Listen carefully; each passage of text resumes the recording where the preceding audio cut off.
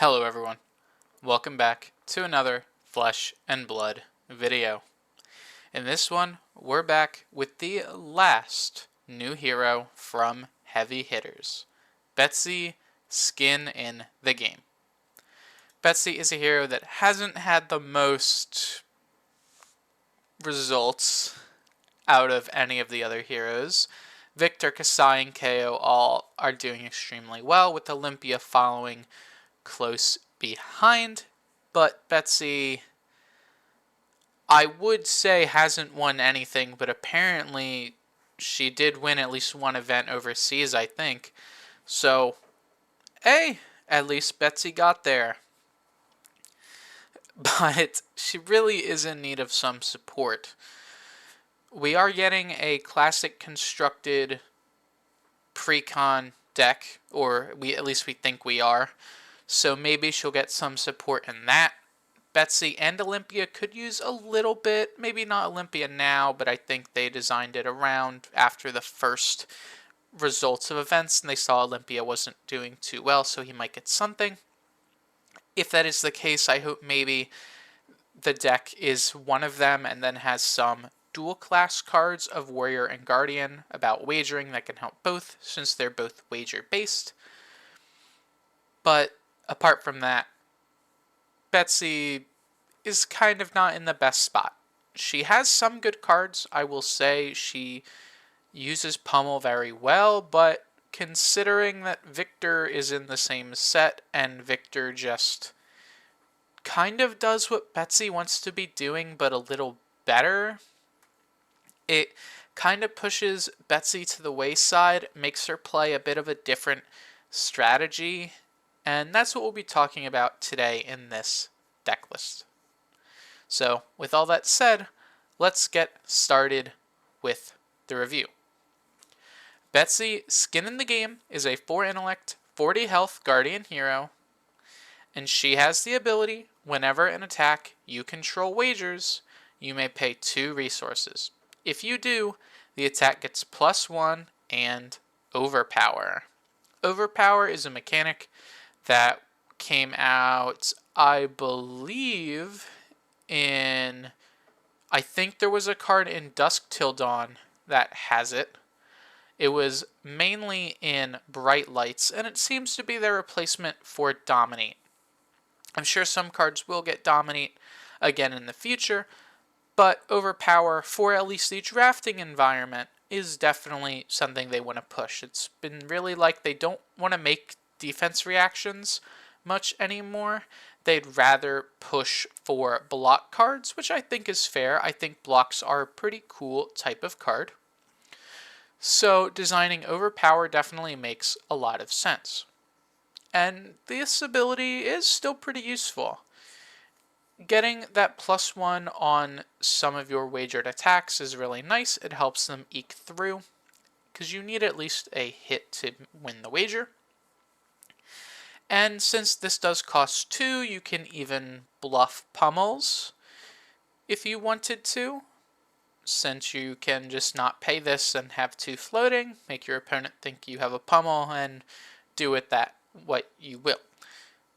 But Betsy's problems aren't really with her ability nor her equipment, since she gets access to, I'd argue, the strongest piece of equipment. Well, the strongest piece of not legendary equipment in the set.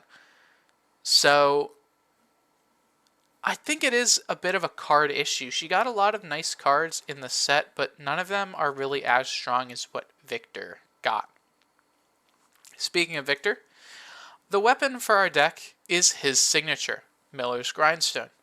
This is a Clash-based deck. Clashes give you a lot of utility with making Vigors and Mights, and we can't make too much gold, and this isn't too much of a Clash-focused deck, but the Miller's Grindstone having the small upside to sometime give us a Might or a Vigor is quite nice, as well as this is a threat that they would like to block, and yes, losing one clash does hurt, and you have no way to fix your clashes because you aren't Victor.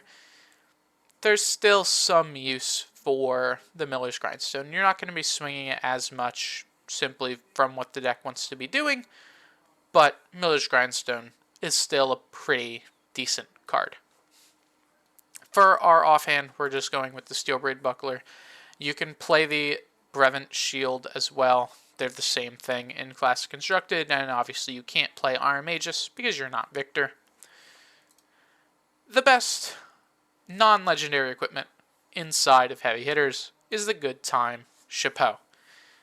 This is kind of the thing that actually makes Betsy playable.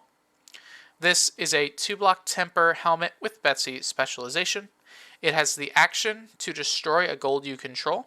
To make your next attack this turn gain, when this attacks a hero, wager a might and vigor with them. Go again. This is a great tool that can help you eke through hits, especially with Betsy's ability.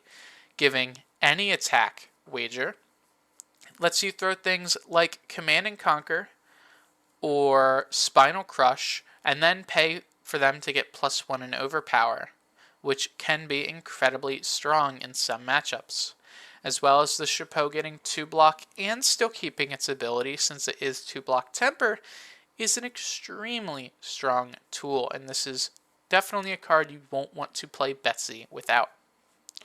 The rest of the equipment are just some Guardian standards. Vindel Spring Tunic is here because this is a slightly more aggressive list. We're on Pummel, so it is a good idea to want the Tunic instead of something like the Tectonic Plating. Gauntlets of Iron Will is a new addition, just a free 3 health. We're not on too many Crush cards, and you really never activate the Titan's Fist anyway, so there's really no upside to having that over the Gauntlets. And then the Civic Steps, just because they are the better of the 2 Guardian shoes, although considering that you can make both of these tokens very easily, you could consider the new shoes from heavy hitters. Just if you know how to block with Civic Steps well, you will use Civic Steps better and in more situations.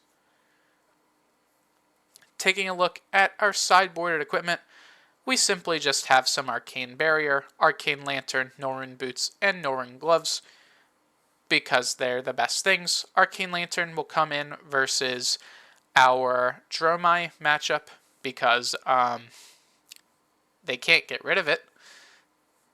Norrøn Shoes is probably the thing that will come in versus our Runeblade matchups because we would rather not give them a Quicken token. And into our Wizard matchups, we'll bring in all 3 AB because we don't need the armor from those 3 equipment. As well as we have a Sledge of Anvilheim. You could play a Nothos if you want, however, since I'm not on Tectonic Plating, I think Sledge is a little better. We do get access to a lot of Vigor tokens, which means we can, if we have a Vigor, keep a 1-card hand and just pitch it for a Sledge. So I think Sledge definitely has a little more upside inside of this specific list.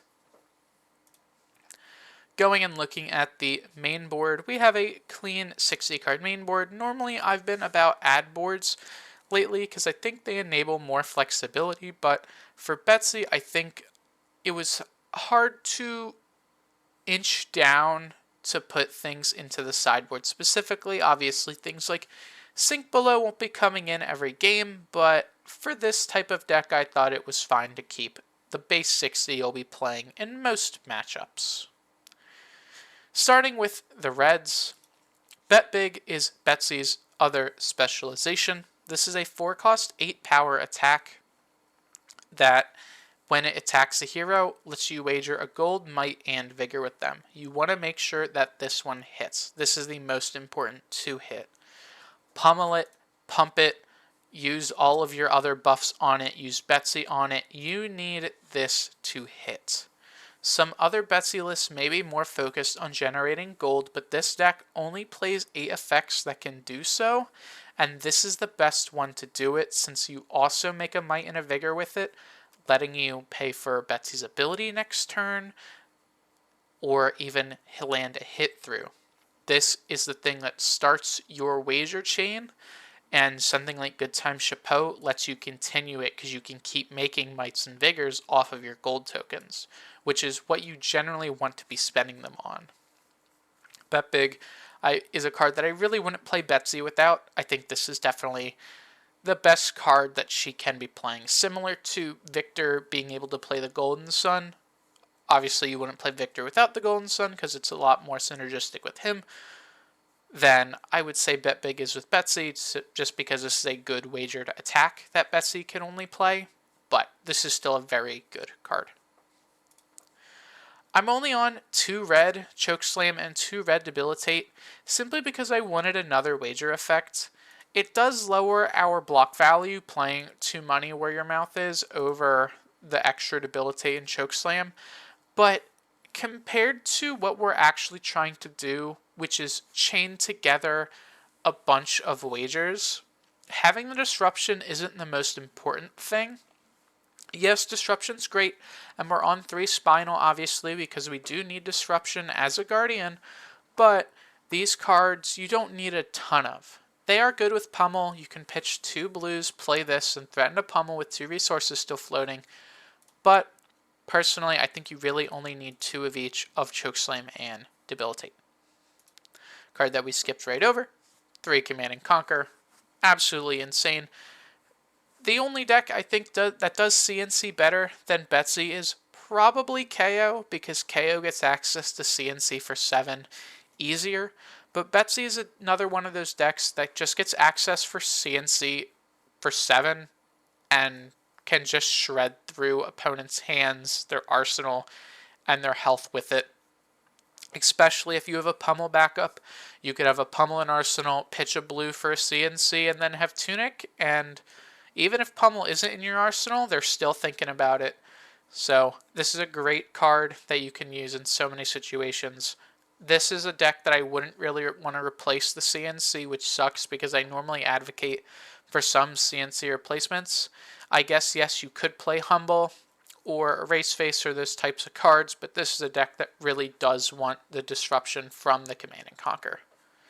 Hopefully they reprint it at some point in not Marvel, so it's easier to get. 3, Enlightened Strike. Enlightened Strike is here in the list simply because it's a go again effect. Guardians kind of want these sometimes to kill some certain decks, and Enlightened Strike is the best one, which is why it's here in the main board. The others are off in the sideboard, but we'll talk about them later when we get to it. Enlightened Strike is a tool that lets you push through a lot of damage with its go again, or lets you find yourself an arsenal on an off turn, or even just come in for 7 damage. It's not a bad card, and it's generally pretty useful. Money Where Your Mouth is the card we're playing instead of the 3rd Chokeslam and Debilitate. This is an extra wager effect that lets us wager gold with our opponent. Gold is something that not a lot of decks can use. The only ones that really use it to good effect are Victor and Kasai, and of course ourselves, with others just using it to replace a card and not getting any bonus effects. And I guess also Olympia as well can use it. But other decks that, well, also I guess Yestromai, and there are obviously decks that do use the gold, but with this card, we can not only just pump and wager the gold, but because we're wagering on any attack, we can overpower it with Betsy, turning this card into a 3 cost plus 4 overpower wager a gold, which is a lot stronger. The only downside on this card is that it is a 2 block, which Betsy sadly has to play a lot of, so she can actually, play the game. One of the main issues that she has.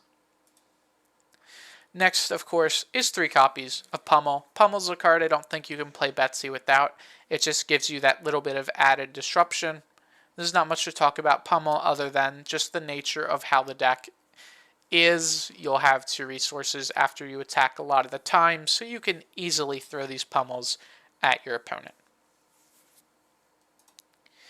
One card that I think you could definitely swap out and is definitely the most flexible card in the list is 3 copies of Sink Below. Personally, I think Sink Below is a little better, than Wage Gold, the card you definitely could replace it for, simply because I think having a D-React in your arsenal is pretty important. Since we're playing the money where your mouth is and we're playing the pummels in most of our matchups, there are a lot of times we could just lose a clash and give our opponent gold, which, as I said, gold, some decks like it, some decks don't really need it, but I think the Sink Below's flexibility is definitely the key point for it. You could play Wage Gold if you like, however, I do just like the Sink Below for its ability to be played from the arsenal. Spinal Crush, good Guardian card, disruptive. There's nothing really else to say about it. And the last red in the main board is Wage... Did I say Wage Gold with Sink Below? Clash of Power is the card I meant. The block that gives you that you clash and the winner gets a gold. That's the card I meant. Because we also have Wage Gold in this deck. Wage Gold is a 3 for 7. It has Universal, which means in any zone, it's the same as your hero, same class as your hero. So this is a Guardian card, which doesn't come up at all in this deck, I don't think. I don't think there's any Guardian-specific things. Actually, there is a Guardian-specific thing, Tear Asunder. So you can Tear Asunder the Wage Gold, which is cool and actually pretty good. But Wage Gold is the only of the 3 cost wages that we're actually playing. Wage Vigor and Wage Might actually give your opponent too much of an advantage if you don't win your wager, which can happen in some matchups, which is why we're not on them. And again, the gold, some decks like it, some decks don't need it. And gold is generally the most important for us because we need gold to actually use our chapeau to give our other good attacks wager. Things like CNC, Choke Slam, Debilitate, Spinal. Those are the things we want to actually be wagering. And they don't have it at base, so we need to get the gold, which the Wage Gold can get us, which is why it's in the list. Looking at our blues now, we're going to go through these pretty fast because there isn't much to talk about them. They're Guardian blues. Clash of Might and Clash of Vigor are some clashes that are really nice. This is kind of the reason we're not on Titan's Fist, because these only cost 2, which means by themselves they can't turn it on. Yes, we are blocking with these first, so it doesn't matter all too much, but if our hand is stuck with them, that kind of sucks. Cranial Crush is the greatest blue we have right now because there's so many decks that want to draw cards, which means this is definitely a must block, especially if you're playing against one of those decks that's about to draw cards off like an Art of War or a Blood Rush Bellow. Disable's more arsenal threat, really good with Pummel and our Tunic Up. Macho Grande is a good card to wager chain with, since off our Vigor we can play this for 2 blues, and off of our Might this comes in for 9, which is really hard to block when this has Dominate, since they'll have to use an equipment plus a card from hand and like a D-React in arsenal, and if they don't have 2 block equipment, they'll need 2 4-block cards to stop it, which makes Macho Grande pretty strong. As well, it's a high number for our clashing, same as the Cranial Crush and Disable as well. 3 Tear Asunder. Originally, I was playing Thump in my deck, but there didn't really come up. Like, Thump is great if you're chaining, because then it'd be a 7 Dominate for like just a blue that makes them discard. But that ended up not being super strong. I'd rather just have the Chokeslam or the Debilitate, or just be making gold off something else. So Thump didn't keep in the list, but Tear Asunder did, because Tear Asunder is a very strong card to play on any of our cheaper attacks. If we have a Vigor, we can play one of our 4 costs with it, but it's the best with our Wage Gold, since for 3, the Wage Gold now becomes... So if our hand is 2 blues, Tear Asunder, and Wage Gold, we can throw an 8 Dominate that gives us a gold which we want and makes them discard 2 cards, which is absolutely insane. It's better than just overpowering it. So Tear Asunder is an effect that is kind of like a better Betsy ability, if you really think about it. Thunderquake is here just because it's a large number. That's about it. Thunk and Wallop are here because you win stuff with them when you win with clashes. When you win clashes with them. That's why they're here. They don't really serve any other purpose than being clash synergies with our clashes and our Miller's Grindstone. So with all that out of the way, that's on the main board. Let's go over the sideboard real quick because it's a little different than some of my other sideboards. There aren't too many things we'll be adding in more specific matchups, but generally a package. Whenever we want to be playing more aggressive, we'll be adding in the Zealous Belting and the Rouse the Ancients. More go again effects have always been something that Guardian really likes. Bravo has played Rouse, E-Strike, and Zealous for a while now, so I don't see why Betsy can't. This is a Clash-based deck. We're having a lot of high-power cards, letting Rouse be turned on after just 2 reveals. And of course, Zealous Belting, most of the blues in this deck can give it go again. Some of them can't, which is why it's not main board. Wallop, Tear, both of our clashes can't, which sucks, but all the other ones can. 2, Pulverize is here just because it turns on Rouse by itself. And also, Pulverize is actually pretty nice in Betsy. It's just a little too expensive to have main board, but with Betsy, if you have a gold and say this is in your arsenal, you can just like pitch 12 and send this for 15 overpower. So that's not bad. It does do a lot of damage, which is a really strong effect, and that's why it's in here. Same thing with the Rouses. It's good with the Rouses too. But we're only on 2 of it because that never really comes up. Mainly you're bringing in the Pulverize when you're playing more than 40, or more than 60. Because, I mean, this card doesn't do much outside of that. The main 60 is what you were bringing in most of the time. You can say, yes, you want to bring in Zealous. In some matchups, you'll go down something. Maybe like Wage Golds or something. Or the Monies. Just to be a little more aggressive. And Rouse only comes in a few matchups. But mainly when you are also going above 60. So that's really just why they're there. They're cards that help you not die to someone who decides that they want to play a ton of cards, or when you decide this might be a matchup I want to play some more cards. The last 2 cards in the sideboard, 2 copies of Oasis, because into Kano, he's popping off right now. He just won PTI, Philly, and no way Kano gets worse. So, there are a lot of really good Kano players that are going to show up. Your local might not have one. My local doesn't have one. But I always remember to bring Oasis when I go to some bigger events because, you know, Oasis is a pretty good card. It also is good into something like Dash because you can stop 2 pistol shots. Stuff like that. That's going to be it for the deck. Before I do my normal outro things, I do want to talk a little bit about, what I think Betsy needs. Because unlike the other heroes in this set who actually got a lot of really nice cards, Betsy is kind of in the dust. The problem with Betsy is that she doesn't really have a defined niche. Simply because none of her cards are really that good. All of the wage attacks are 2 blocks.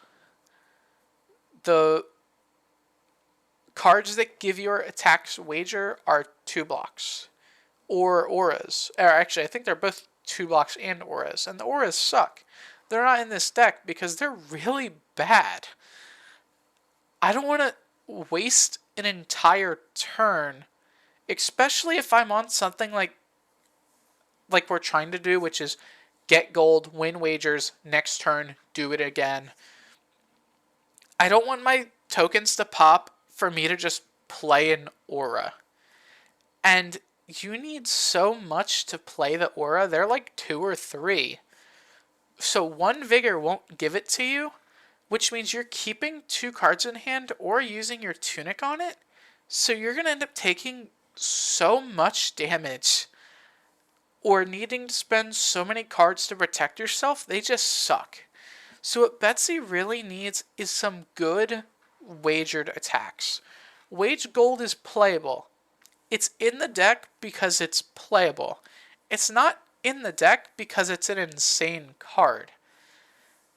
It's here because we need it, not because we want it. It's kind of like Icelander. Icelander plays a lot of cards that you need, but not that you want. I don't want Frosting in my deck, but it's a blue block 3 that triggers Icelander and I confuse with. Right? Like, it needs to be in the deck, but it's not something I care about being in the deck. And that's kind of Betsy's problem. She also is playing a lot of these Clash cards if you're not doing the full auras thing. And if you're going to play Clash cards, you should just be playing Victor. I cut Trounce recently because it just felt so bad when you didn't win with it, and you're not Victor, so you can't fix it. You can't reroll. If you reveal a non-attack on one of your flips, you just feel terrible because you didn't win your Trounce. You could have just played any other 3-block Guardian attack and just blocked with that instead. Obviously, Clash of Power is a Clash of... What is the card called? I can't spell. Is it Clash of Power? Test of Strength. Obviously, Test of Strength is a card you might want to consider in this deck. I already talked about that with replacing it with Sink Below. But even this just like feels weird when you're not on a deck that can easily clash. Even like Bravo, obviously Bravo won't play Test of Strength, but I've seen Bravos play Trounce because their whole deck is enormous. Your whole deck isn't. Your deck is some 4s, some 5s, a few 0s. So it's just like hard for you to do all that much with clashing, but you have to do clashing because the other synergy sucks. So Betsy just needs something. I think if Betsy gets something, she'll be playable. I'm not looking for her to be the best hero in the game because it's going to be hard for her to beat some of the things that also came out in heavy hitters, stuff like KO. But for now, I think this is a good list you could be playing if you did actually want to play Betsy. Other than that, that's all the new heroes for heavy hitters. Next week, I will do a Rhinar video because technically Rhinar is in the set and he does deserve a video. I've been playing Rhinar a bit, so I'll show you my list because I do think my list is pretty good. Afterwards, we got a while till the next set. I know I'm already talking about the next set, and I was like, during the beginning of the set, I'm like, we have so many videos to record for heavy hitters. It's going to be great. Part the Mistveil is like, is it 2 months away? Obviously, when we start getting spoilers, we can start talking about them for some weeks, and I'm sure we'll have some altered thing to talk about or something else to talk about that isn't Flesh and Blood related at some point during one of the weeks leading up to part. But for now, I do have some other decks I do want to show. I've been playing a Katsu list recently. I think is really cool. I don't think I made a 5 video of this. I don't know if I will. I thought I said I was going to. So if I didn't already, I don't remember. We'll make a 5 video. So we'll do the ninjas. Sort of ran out that Welcome to Wrath core with Katsu and Phi. Then after that, not sure. Maybe we'll go back and we'll look at a dual swords warrior that isn't Kasai, because I'm telling you, at Battle Hardened and PTI Philly, there were more dual sword warriors that weren't Kasai than there were Kasais. Like, it was crazy. Just from the ones I've seen, I saw a Bullen, I saw a Dory. I didn't see any Olympia. I don't know if there were any Olympia at the event. But from what I've seen, Dual Sword Warrior's pretty good. So maybe we'll do a Dual Sword Warrior video. And I'm sure I'll think of something. At that point, there will be something else out that we'll talk about. Maybe this EC deck will come out or get shown. At that point, we get to talk about that. But other than that, we got the videos for the next month, 5 weeks planned. So that's going to be the end of this video. And I'll see you in the next one. Goodbye.